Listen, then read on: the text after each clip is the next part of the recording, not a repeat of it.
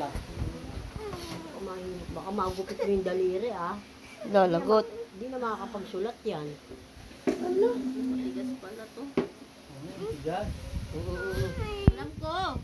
Huwag kayo malikot. Lalong ano. Makalikot kasi. Pag mo na iilag si Tita Bes na mag-iilag yung gupit. Paano tatanggalin? O, ganyan na lang yung daliri mo. Ba't tayo mo makinig? Tuloy si Puka. Oge! Meron ng glider. Higa mo Ayaw matanggal. Anak, Pero ko, may grinder. Hala.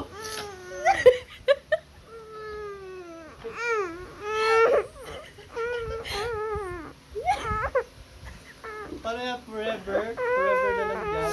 Okay na lang, tagal na. Ayun o.